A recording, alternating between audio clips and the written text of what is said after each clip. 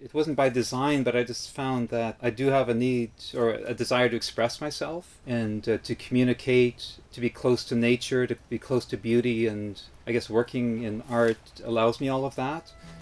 My name's Tim Issac, and I'm from Manitoba, from Brandon. And I moved to New Brunswick in 1992. And I make pottery and ceramic art and art with natural materials for my living. I moved to New Horton kind of just by accident or chance because some friends raved about it and they couldn't believe how amazing it was. I've never looked back. It's just a beautiful place to live. I guess what drew me here was really the wildness of the Bay of Fundy. This was just such an adventurous place to live. The ruggedness of the coast, just the wildness of the tides, and a place to kind of have freedom to be expressive and creative. Some of my favorite places are the Mary's Point Beach, just walking around the shoreline there at low tide, or even swimming at high tide. It's a beautiful place. Waterside Beach, the Fundy trails, like in the park. I guess I'd say my current inspiration almost entirely comes from where I live, being on the Bay of Fundy and being close to nature, both in the forest and on the shoreline. That's just really what informs my work now, or what drives new ideas. Using local materials, that is really satisfying for me and gets me out in nature to collect them and to think about ways to incorporate them.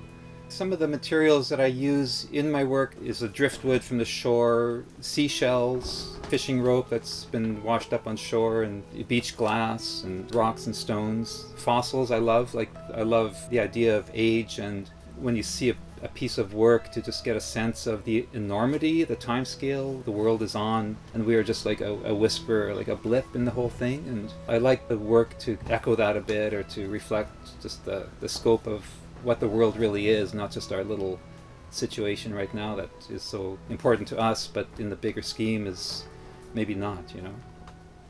I've been raccoon firing for 35 years, and I just love it. I still love the results. It's unpredictable. It's exciting to see what you get the next day when you scrub everything down and stuff. So that was a lot of fun.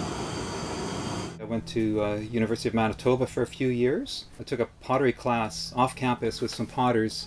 That really set me on fire for pottery, because these young graduates weren't making normal pottery at all. It was very artistic, very different, for me to see that the artful form of pottery.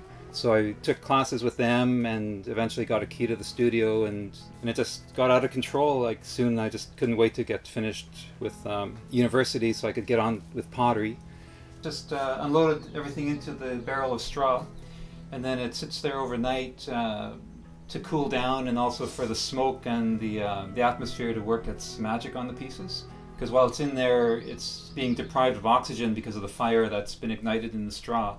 And that oxygen is being drawn out of the glazes, out of the surface of the clay, and it's also smoking the clay a lot, so it comes out black and charcoal, and just a lot of beautiful colors to be discovered tomorrow. So I've been making life casts of people almost since I started pottery. First it was just family and friends, but then I did more and more portraits of people and their families. Most often they let me keep the mold for my own work later on. I do like still using them sometimes in my work. It's almost like a spiritual image. A lot of the faces I like using are very calm and serene, and I like to have that vibe in the work. And it's just nice to use the whole range of expressions and ages of people for different effects, and to make people think of different feelings when they see the different work with different faces.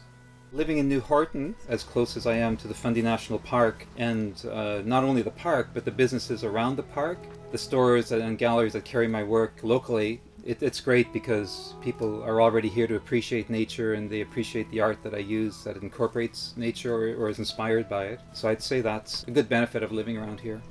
What I get out of art is, for me, it is like a lifestyle of meditation, because anytime I work with clay and rocks, it's very peaceful. I feel like I'm just the luckiest person in the world.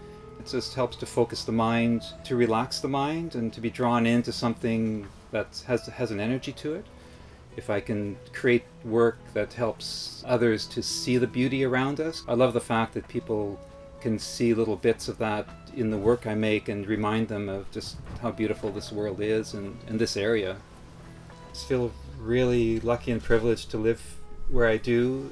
Waking up every morning, seeing the view of Shepherdie Mountain and Caledonia Mountain, it's just awesome.